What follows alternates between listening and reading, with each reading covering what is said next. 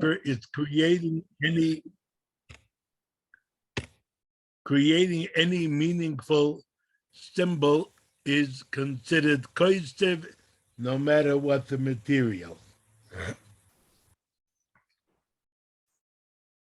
Even altering an existing written symbol so that it forms two other letters, like adding a line in the middle of an N to make it an M, would also be Cosaiv. So you don't even have to actually positively write it. You can subtract. The example in Gemara is if you have a ches, and the way a ches is written in a Sefer Torah it's two zions with a pyramid on top. That's a ches. So let's say you took away the pyramid from an existing ches, and now you have two zions on either side. That would be Cosaiv, one would be chayiv min haTorah. Puzzled look? How about a thumbprint? Is that considered writing? A thumbprint is not, because it's not a form of writing. It's an image, and it's not an image that represents something recognizable. It's your unique print, but it's not something that represents anything to anybody. You know when this became very important? When people had to escape.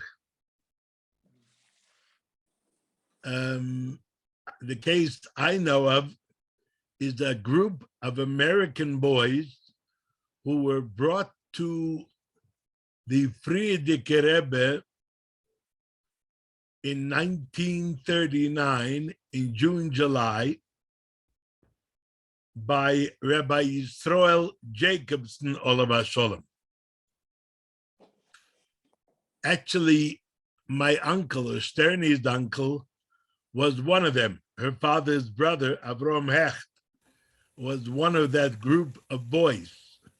Now, people were pretty nervous, and Rabbi Jacobson undertook to take them to the Frierdiker Rebbe and to make sure that they stayed safe. They were all American citizens. So when the war broke out, 2 months later, it was September 1st, 1939, when the Nazis, Yimach Shemom, invaded Poland, started the bombing. So the yeshiva, the senior yeshiva, was in a suburb of Warsaw.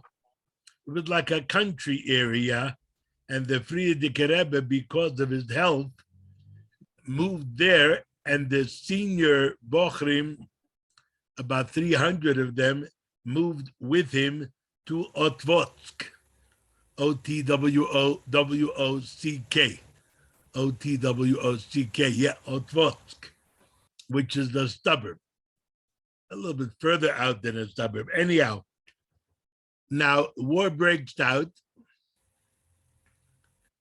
so these guys have to go to the American embassy in Warsaw. We're still functioning, and they get emergency visas to go home. They went home through London, and now it's Shabbos. And that was the time when they would get transport. Other than that, they didn't know they'd be able to get out. They went to Reb Menachem Zemba. Reb Menachem Zemba was a a Gerer Chosid, a tremendous Lamdan, a scholar. We have some of his works. Most of them were lost, but we have two of his works. And they asked him the Shaila, are we allowed to sign? It is considered a matter of pikuach nefesh. And he said, absolutely, but sign in a way that's different from the norm. For example, if you're right-handed, sign with your left. Better yet, if you're able to make a mark like people who were illiterate used to do, they just put a mark, do that. Okay, and that's when it became important, whether you could do a thumbprint. They didn't have the technology in Poland then to recognize thumbprints, but the idea became important. By the way,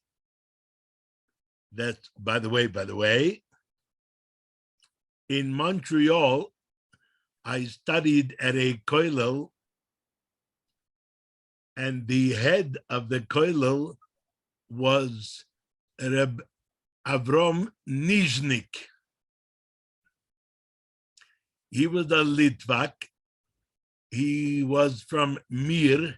Now, Mir at that time was part of Poland, then Lithuania. And I think you know the basic story. I'm not going to elaborate. But they managed to get from the Japanese consul in Kovna, which was the capital of Lithuania, at least the, what's it called?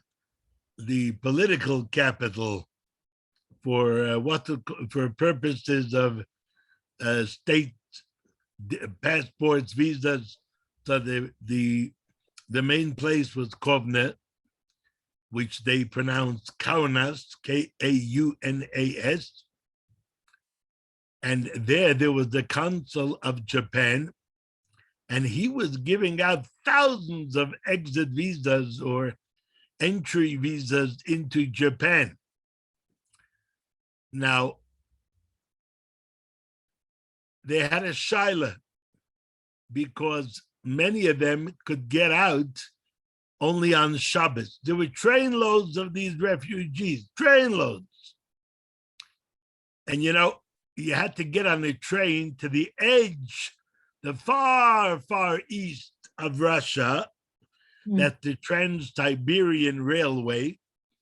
And there at Vladivostok, which borders the Sea of Japan, you got on a boat and went across into Japan. What was it called? Forgot.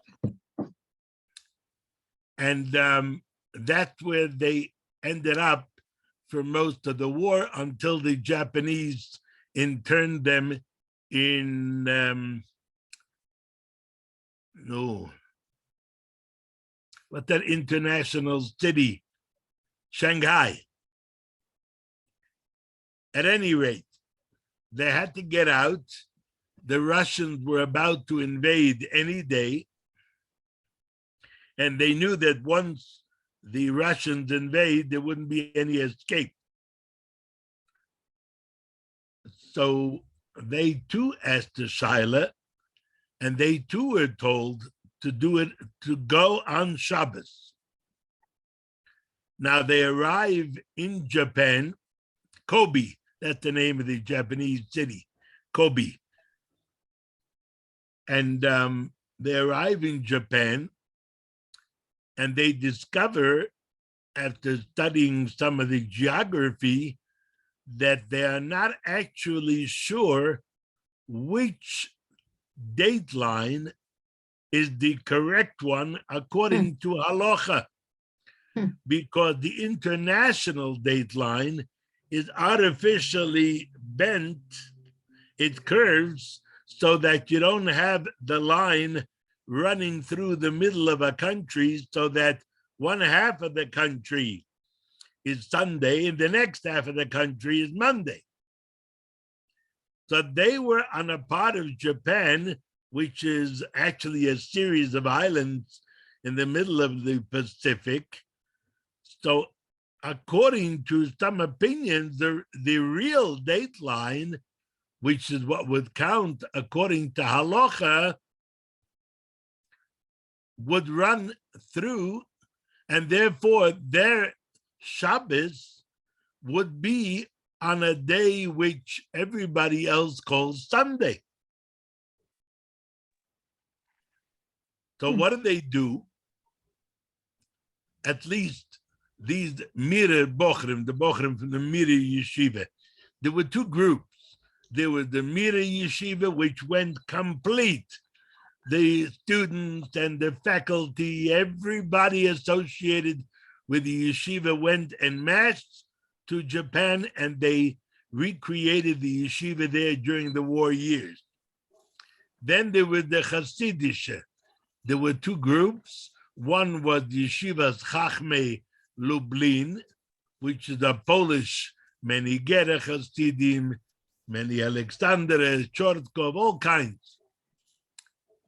And then there was the Lubavitchi Yeshiva, which assembled in Vilna, and they got out of Poland. They escaped over the border. My father was one of them. And they assembled in Vilna, and from there they got visas, and they went to Japan. So now the Mire Bochrim adopted the practice of having 2 days Shabbos. In other words, on the one day, they would daven and have Shabbos meals and make Kiddush and Havdalah like Shabbos. On the other day, they would refrain from doing Malocha. Yeah. Now, the Hasidish, they asked the Shaila, the main Shaila was about Yom Kippur, because you can't keep 2 days Yom Kippur. Although there were some who did. But you can't have a psak like that, 2 days Yom Kippur. So 2 Shailas went out. One was to the Chazoin Ish, Rabbi Avrom Ishayahu Karelitz, who was a great Litvish Godel living at that time in Bnei Brak. He's one of the founders of Bnei Brak. And he gave Bnei Brak its frum character by limiting the borders of the city so that you wouldn't have an influx of other Israelis. He wanted to keep it a frum city. So he was a recognized authority in Halacha. The other one was the Gerer Rebbe at the time, the Imre Emes, Rabbi Avrom Mordechai Alter,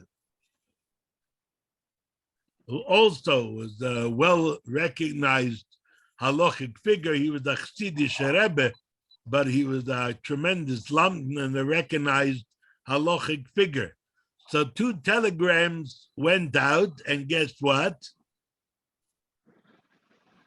One came back saying, the Gerer Rebbe said, keep Shabbos on what the locals call Saturday. And the Chazon Ish said, keep Shabbos on what the locals call Sunday. But he wasn't 100% clear and authoritative. So as far as Yom Kippur went, he said, fast the next day. What you would have considered the day after Yom Kippur, that should be your Yom Kippur. But as far as Shabbos is concerned, they adopted the practice of having a 2-day Shabbos. Now, there was a mashgiach. A mashgiach in a Litvish yeshiva is the equivalent of a mashpia in a Hasidic yeshiva. His name was Rabbi Cheskel Levenstein. Cheskel Levenstein. And he said, you know why we end up keeping 2 days Shabbos? It's all because we traveled on Shabbos. So, it's kind of ambivalent about the idea of pikuach nefesh on Shabbos. He still considered it some kind of avera, which was hovering, lingering over them. Okay, all this came about as the result of a thumbprint. That's it. Can I Thumbs ask a up. question? Thumbs up. Can I Yeah. ask- Can I ask a question? Russia has 11 or 12 time zones through the whole of Russia. How do they operate if you can't have the same, like a Monday, Tuesday, whatever, on a different time zone, etc.? The It must be different days. international dateline does not go through Russia. It's only international dateline. It goes through Alaska. Yeah. But not Russia. Okay. And Alaska's not a problem. The problem two ways. One is because there are days when there's no night. So what do you do Shabbos? When Shabbos over? When the Shabbos begin? And the second thing is, where in Alaska are you relative to the dateline? And does that count as the halachic dateline?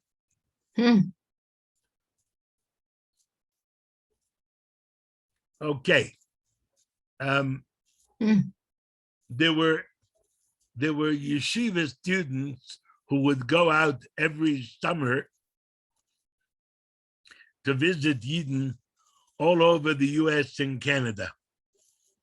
They'd go in pairs. They would search out Yidden. This was how they spent their summer vacation. I remember very well doing it for 2 years. The other 2 years, I was on permanent shlichus, kind of in Melbourne, so I didn't go. But the 2 years that I was yeshiva bocher in 770, our summer vacation consisted of this Merker shlichus. And so there were 2 bochrim who went to Alaska. This was the first time, I believe, that bochrim went to Alaska. And it was during the summer. And like I said, it's midnight sun. There's no real sunset. You kind of see the sun dipping, not below the horizon, just on the edge for half an hour, 3/4 of an hour, and then it comes up again. That's the night. So what do they do with Shabbos? So the Rebbe advised them not to be there on Shabbos. After all, they don't live there. So they don't need a psak. So they would be away for Shabbos and come back after Shabbos. That's what they did. Getting back. Creating any meaningful symbols is Cosaiv. Writing or creating any language characters is Cosaiv, whether they are written in print style or script, and even if the writing is sloppy. Merely signing one's name is the malocha of Cosaiv. Drawing a sketch or any kind of picture or drawing is the malocha of Cosaiv midoraisa. Making a mark. Even scoring a simple line or marking on a paper or surface in order to represent a message of any kind, for example, to note a typing or printing error, is Cosaiv, whether this is done with a knife, stylus, or even one's fingernail. This is true even though the mark is not any kind of language, character, symbol, or picture. This form of Cosaiv is known as Roshem and is also included under the Malocha of Cosaiv if it represents or contains a specific message to someone. In order to be a proper Malocha, it would have to be the kind of a line or a scratch that remains. So if you do it in a surface where it will disappear after a few hours, then that's not the Malocha of Cosaiv min haTorah. But if you scratch it, let's say on paper, parchment, and the scratch remains, that would be a malacha. Carry on, Writing please. characters in a foreign language. Writing characters or symbols that are meaningful in any language, even if unintelligible to most people in the area, is Cosaiv. For example, writing Chinese characters in China. Let me stop here for a moment. There is an opinion by, what's his name? I think the Or Zarua, one of the Rishonim, that actually writing is only in Lashon HaKodesh. I suppose, as was done in the Mishkan. That's called writing. So if you wrote a perfectly intelligible sentence in English, even in a country where people speak English, it is not called Cosaiv. But that's a minority opinion. We don't paskin that way. We hold that writing in any language is the malacha min haTorah of Cosaiv. But sometimes in a pinch and together with other factors, we rely on that opinion. I'm not going to elaborate now, but we'll talk about it in Mr. Example, please carry on. Writing Chinese characters in China is, of course, the malacha of Cosaiv. However, inscribing these characters in a country other than China is also Cosaiv, even though these inscriptions are meaningless to most people outside of China. Does anybody know what's printed on the other side of the page? No one? Okay. Similarly, My father always used to say we should learn Mandarin. yeah, people that I know in the States, it's a big thing. They say that's going to be the language in which business is done in this century. Similarly, writing or brailing the raised dot characters in the Braille language is Cosaiv, even though Braille is not understood by most people. Writing in shorthand, stenography, or Morse code, as stated, writing any meaningful symbol is Cosaiv. This would include all forms of stenography and codes, for example, Morse code. Fingerprinting. Pressing one's inked finger to a paper with the intention of recording the fingerprint is also Cosaiv, because a fingerprint impression is a meaningful record of identification. One who makes a fingerprint is effectively creating a meaningful symbol that is legible to criminologists and fingerprint experts. Pressing a newborn's inked foot to a paper to form a footprint is also Cosaiv for the same reasons. So if it's done for identification purposes and it's done for people who will be able to identify you by that, then yes, it would be a form of Cosaiv. But just to make a mark with a fingerprint would not be. But again, because there are differences of opinion about this, whether it's considered Cosaiv, especially in a place or a time when the technology wasn't available to interpret the fingerprint, then it would not be considered min haTorah, and that's why in a case like the one I described, the bochum were recommended to sign with a print.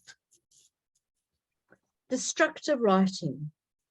The malacha de midoraisa of Cosaiv can occur even if the inscription defaces the surface upon which it was inscribed. This is not makalkel, because the malacha of Cosaiv entails the formulation of the symbol or letter itself, not improvement of the written surface. For That's example, a subtle distinction. You realize we're not talking about what's happening on the background. You're looking at the letter. If the letter was formed and it's recognizable, that's Cosaiv. If because there had been a previously written letter, the letter that you write now is not recognizable, then it would not be Cosaiv. If you write on the black of a previously written letter, so you can't really see what was written now, that's not called Cosaiv. You're not making any meaningful difference. But What if happens though if you draw a line through something, nullifying a clause on a document, is that Cosaiv? so that's what he said before about the Roishim. If scoring a simple line or marking on a paper to note a typing or printing error. So it doesn't have to be a typo. It can be a clause in a contract that you don't want to be there. Of course, you shouldn't be reading the contract on Shabbos in the first place, but that's midrabanon, it's a gzeira against engaging in commerce on Shabbos. But writing is a malacha mamish. It's a minat Torah. So if you wiped out that clause of the contract by drawing a line through it, that would be roishim.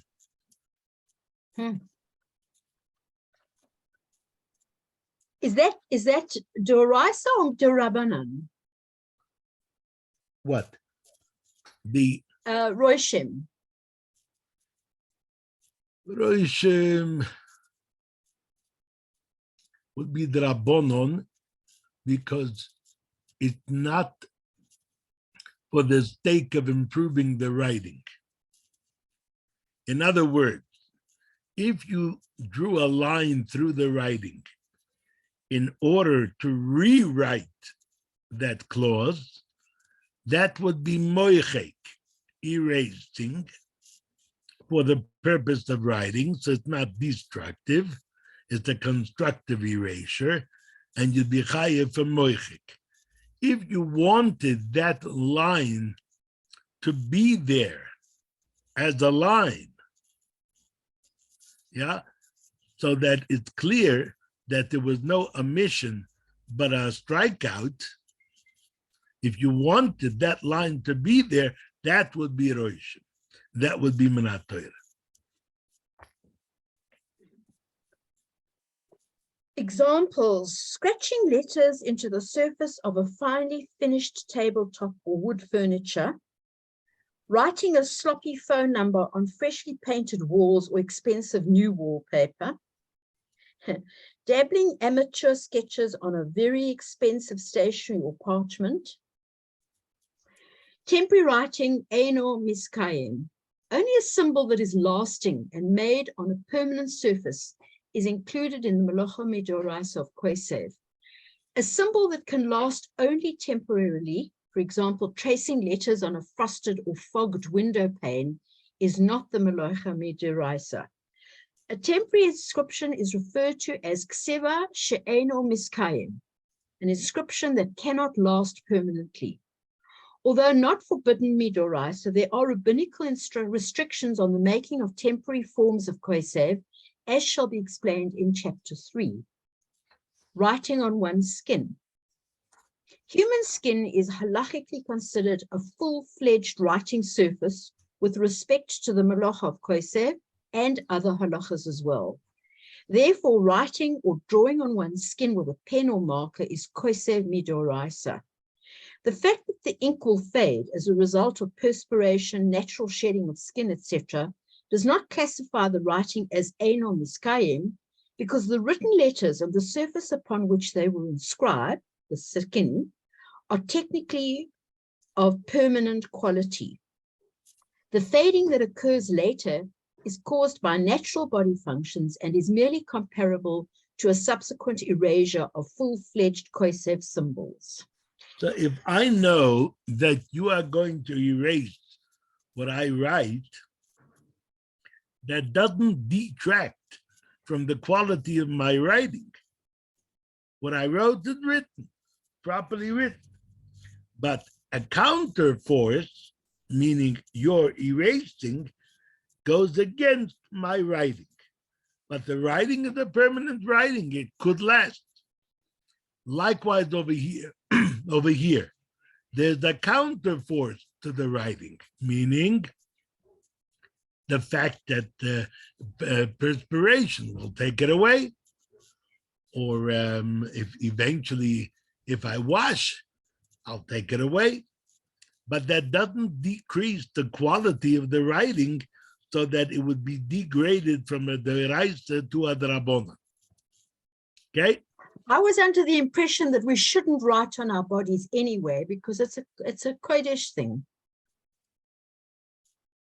If it's not, the prohibition is only Tattooing. against tattooing or other such permanent things, but not against writing. So you can write your phone number or a number that you want to remember for 20 seconds until you write it on a paper. So it's okay to write it on your body. Body is considered kodesh. No, the Mishkan was also kodesh, and they wrote on the boards, right? So that's not. I don't want to denigrate the Mishkan, but the body is holier. I mean, it's a holy vessel. Interesting that you say that. There's the Ramban. I believe I've shared it with you before. This is actually the earliest source that I can think of for the idea of an oil. I mean, we know that going to the gravesite of a tzaddik is especially effective for tefillah. We know that all the way back from the time of the Meraglim, where Cosaiv went to the Me'oras HaMachpelah to daven at the kevorim of the Ovois and the Imohois, that he not get sucked into the plot of the other Meraglim. And the Pasuk says, Vaya'alu, they went up, all the 12 spies went up Banegev by way of the south of Eretz Yisrael. And today we know all about the south, Sderot, Ashkelon, where the rockets hit. So they went up there, and then it says, next word, Vayovoi ad Chevron, and he came to Chevron. Chevron is further north. They went up by way of the south, and he came to Chevron. Why the switch from plural to singular? So the Gemara says in Soite, and Rashi brings some of it in the Chumash, that he went refers to Cosaiv, and he went alone. He slipped away and went to the Me'oras HaMachpelah to daven, so that he would be protected from the plot of the Meraglim. Yeshua, who was also one of the 12 spies, was given a brocha by Moshe, a brocha, a tefillah. Remember, Moshe Rabbeinu called him Yehoshua, whereas until that point he was called Hoshea. And what is Yehoshua? May Hashem protect you, save you, Yeshua, save you from the plot of the Meraglim. Cosaiv didn't have that brocha, that tefillah, so he went to daven at the gravesite of the Ovois. So we know way back that it was a place of tefillah, that there's no question. But what's the idea? After all, the tzaddik or whoever is already gone from the world, his neshama is gone. So there's a Ramban who says like this: Yidden go from all over the world to daven at the Koisel HaMaravi. Yeah, what the Koisel HaMaravi? A remnant of the Beis Hamikdash, or at least the wall around the Har HaBayis, the Temple Mount. Okay, but it's a wall around what? There's no Beis Hamikdash. So we see, said the Ramban, that even after the Beis Hamikdash is in ruins, there's at least a residual kedusha in that which served it, the wall that served the Beis Hamikdash. Says the Ramban, the body of a tzaddik is a mishkan to Hashem. Why? Because in his lifetime, the tzaddik served Hashem using his body. So the kedusha of the mitzvahs that he did and the neshama that with which he did it, that remains in the walls, so to speak, in the body. And even after the neshama is gone, and even after the body deteriorates mostly, but there's still a residual kedusha lingering over the place, and that's why it's a very effective place to come and daven and to be aroused to tshuva, just like going to the Koisel Hamarovi. As a matter of fact, the Frierdiker Rebbe in 1929 went to Eretz Yisrael. Just a quick recap. The Frierdiker Rebbe was arrested and sentenced in Tammuz, which is July 1927. All kinds of stories. He's miraculously freed, but he had to get out of Russia November 1927, which was just after Tishrei Tov Reish Peches 27. He goes to Riga, Latvia, which was then an independent country, as I said before. And he's now living in Latvia, 1928, part of 1929. In 1929, the Frierdiker Rebbe undertakes a massive trip, which took him from, let's say, July 1929, right through until after Tishrei the next year, which means more than a year, until October 1930. Now, one purpose of the trip was to visit Eretz Yisrael. The other purpose of the trip was to visit the United States and raise money for Russian Jewry who were in a terrible, terrible position, especially Shomerei Shabbos, who could not get a government job. And often they starved. So the Frierdiker Rebbe undertook a campaign, and he went to about 15 cities in the United States during the course of a year. Now, you know what happened in 1929 in November, right? Stock market crash, the beginning of the Depression. So his fundraising efforts in the United States in 1930 was something less than spectacular. But spiritually, the effect that he had on people there in the United States, and what he reminded them of, and what he was ma'ored them, he aroused them, that was spectacular, had a profound impact, and it laid the groundwork for his subsequent coming to the United States to live 10 years later in 1940.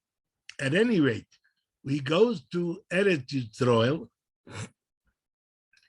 and in Eretz Yisrael, he said, why is he visiting Eretz Yisrael now?